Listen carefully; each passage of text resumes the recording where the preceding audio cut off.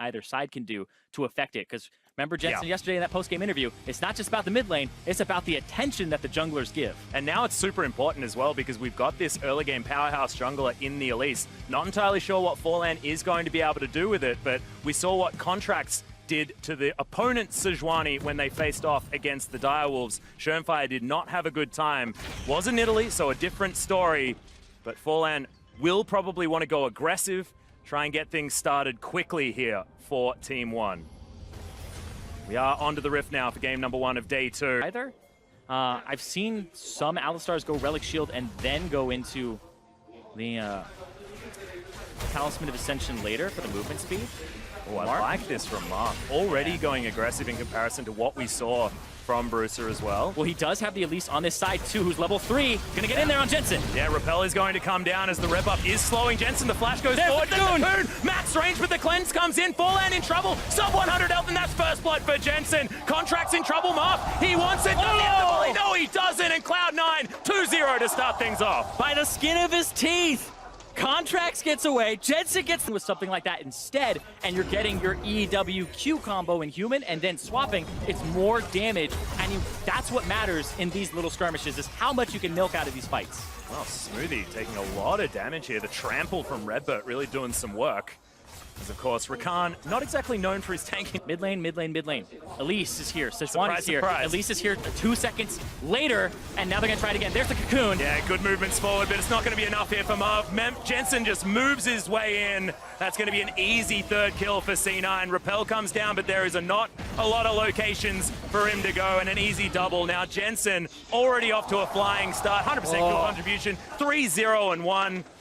Contracts. And now he's going top again. This was once again something he did the other day, and now he's got Contracts and Jensen. They're just teaming up here. Yeah, Vert is in a lot of trouble. Moving out of the way as Jensen's just going to realm walk his way forward. Vert at least underneath the turret as he flashes his way forward. Now he has no way to dodge incoming CC. Impact does need to hit the ruptures. Yeah. But he could waste some time here. Buying time. That's what he's doing. He's going to go down, though. Yeah, Talia is going to be moving towards the bottom side to try and capitalize, but you can see C9 started with a Dark Seal. 8 stacks already for that damn thing. He's got so much MP that's been stacking up. And remember, the Rise buff was a 0.4 increase on the ratio of Rune Prison. Typically rises by tier into Catalyst, and you have no AP. So that buff doesn't even come on like he was doing on this patch versus before. Oh no, and they're just going to do it again. Realm Walk isn't available this time, but wasn't exactly necessary last time, as well as Contracts. Just a last-minute ultimate to throw forward just to make everyone feel. Yeah, I would say from a macro it just perspective, didn't work, exactly. From a macro perspective, it's the right thing to do. From a micro perspective, it's just a little bit of an execution error and a timing error. Before land down bottom, trying to get something in the lane that he hadn't visited before. Yeah, finds the Cocoon, and that's the grand exit. With the quickness available as well, means Smoothie is going to be fine. Marth now looking for more, but they will just grab this first turret gold over for Team 1 Esports. So that was Rod of Ages. He's going for his Seraphs. Like, oh man, this is frightening, Zyrene. Yeah, the big difference here is when you look at what's happened in terms of the split map, look at the top side for Cloud9. They've warded up everything, but hold on. Sneaky's gonna get out. Marth, though. That was like an extra boosted rocket jump as the flash does come out. Forlan finds nothing. He's going to get killed by the turret. Thankfully, he wasn't touched by anyone on the side of C9. And Team 1, once again, absolutely no joy for any of these gangs. Yeah, and they're going to get that top lane turret taken away from them, and Cloud9 are going to keep pushing. And what I was talking about is all of this vision that's near the blue buff of 1, and Cloud9 have control of this quadrant. On the opposite side, Team 1 had exactly the same amount of control of Cloud9's jungle, but there are no wards that they placed there, no control wards. There were 3 wards in the inventory of Redbird, I believe, and he was able to put down a few, but most of them are being used in the lane to set up the pre. Yeah, close to a 5,000 gold lead at 11 minutes is nothing to scoff at, and that is only going to continue as the whole out have that extra survivability, which honestly, Rise as a machine gun mage, survivability is key once you're ahead. And also he's up against Forlan and Marth, who are on both magic damage dealing champions, so of course having a bit of extra magic resist certainly helps. And ticking up to about 20% CDR here just with these items alone feels great for a early game power, engage potential. None of those engages have worked, and none of the early game has gone their way, and it just feels like Sneaky down here having the time of his life, gonna make me correct there by taking out the final turret in those outer rings, and just continue having a great time on Summoner's Rift. It's just C9 are under no pressure right now. Yeah, so the skirmishes happened, the kills went over to them, and they got those 6 very early on.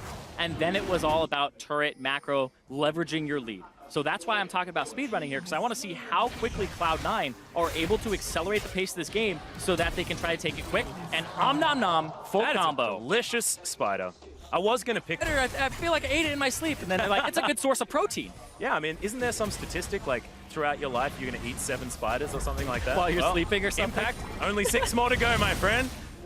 The Rift Herald is going to come down and spell the end of the inner turret here in the mid lane. Only 1 more remaining as Redbird takes the majority of his health bar by what seems like incidental damage that Jensen was able to put down. Lead at 16 minutes Just for Cloud9. But Vert now trying to hold on to this inner turret, the last one remaining. Impact is up towards the top side, but has his teleport available. They won't need it. That is going to be a fantastic engagement from Smoothie. Has the quickness, has the grand entrance, and they certainly have the damage. Yep, and now they'll be able to split the map too. You can see Impact on the top side able to push in. Cloud9 will continue to push this bot without a wave. Yeah, they've got options aplenty. I feel like even if there were There it 5 is. members, it would be fine. As there's the beautiful combo out of Smoothie. Does come in, but thankfully the repel's there to keep Forlan alive. He's going to go up into the sky as there's the flash out from Redbird. Does have the unbreakable will, so will survive.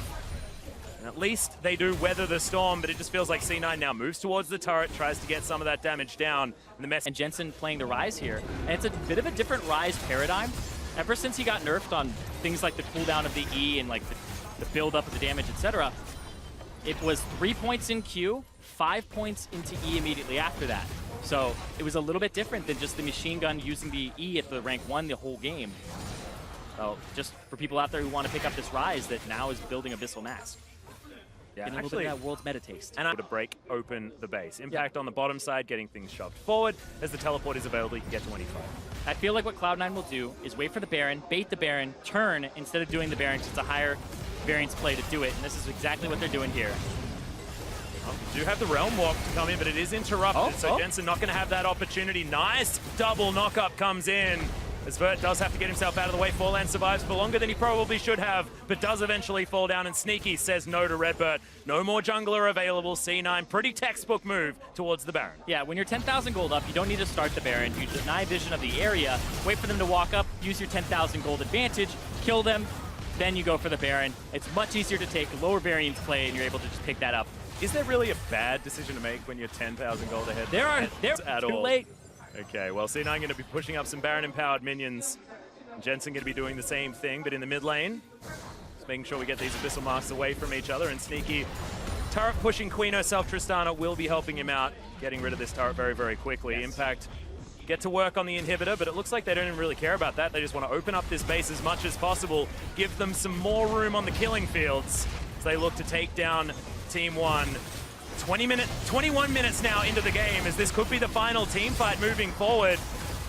Marth in trouble. He's taking so much damage. Was that Vorpal spikes that did that? I think Sneaky was auto-attacking. We're okay. Yeah. Impact's not doing that ridiculous damage. So the first inhibitor is going to fall. Inevitably, the second one is going to follow.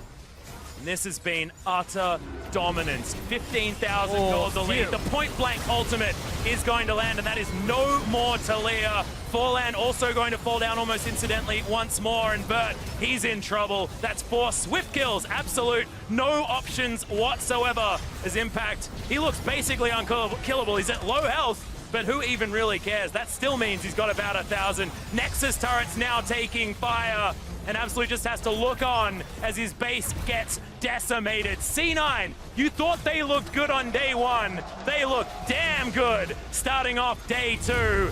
Direwolves had some choice words after that game saying that they'll come back. Chippy's saying, don't worry, Impact, I'll come at you next time.